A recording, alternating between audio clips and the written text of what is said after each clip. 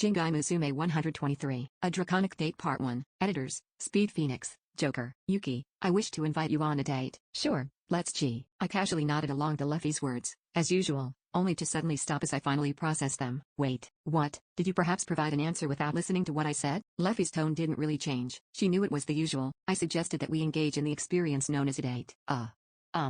Sure. My brain had ground to a halt. It took me a good while to squeeze out an answer. Wait, a date? Like, a date? Wait.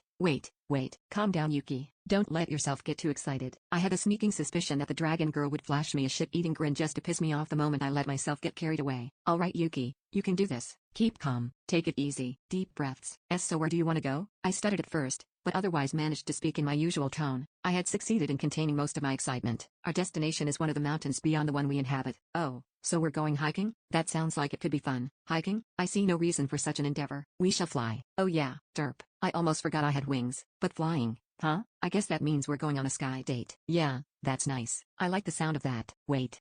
Destination? Are we going somewhere specific? I asked. Indeed, there happens to be a colony of bees on that mountain, one that I have not visited in many a month. I believe that it has come time for me to pay a visit. Wait a second. Bees? Precisely. I must say that the honey they produce is quite delectable. I do enjoy the sweets that you provide, but my time away from the sweet nectar has led me to desire it. I would like to harvest it and present it to Layla such that she may use it to craft a delectable dessert. I had no words to say. Seeing the blissful look she had on her face as she talked about how much she liked the honey took me from fluster to calm in a matter of moments. Oh, I see how it is. Let us visit it together. Yuki, don't wanna. I paused before refusing much in the same manner as a child throwing a tantrum. I lay down on the spot and turned to face away from Luffy. All my excitement was gone with the wind. What? Why ever would you refuse? The dragon, who had expected everything but refusal, responded in an upset, flustered tone. She immediately moved to the side I was facing and tried to look at me, but I rolled over again in order to avoid meeting her gaze. I don't care about honey. I assure you that it is the most delicious honey that this world has to offer. I have no doubts that you will enjoy it. Luffy mounted my thighs in order to stop me from turning and peeked at my face, but I craned my neck and continued to avoid looking at her. Don't care. I don't like sweets that much anyway. I pouted. RGHHH. Luffy groaned as she tried to come up with another excuse to drag me along. Why, your beloved other half is thirsting for honey. Is it not your duty as my partner to grant my wishes? I'm pretty sure you're not supposed to be the judge of whether someone else thinks of you as beloved. Luffy. And what do you mean, partner? Are we supposed to be some sort of stand-up comedy duo that does sketches for laughs and cash or something? Even if I am your partner or whatever, I don't see how going benefits me in any which way. Even if I was to offer to permit you to sleep by my side in exchange? Said Luffy with a blush. Was that supposed to sweeten the deal or something? Cause it doesn't. Ngra? The unexpected reply caused the Supreme Dragon to make a strange sound to express her shock. She looked down at me and stared. It took a while, but she eventually caught on to the fact that I had no intention of moving whatsoever, a conclusion that led to her groan. All I wished for was for us to spend time with only each other at our sides. She muttered under her breath. She said it extremely quietly. I could tell that it wasn't something she had intended for me to hear, but being a demon lord, my senses were extremely sharp.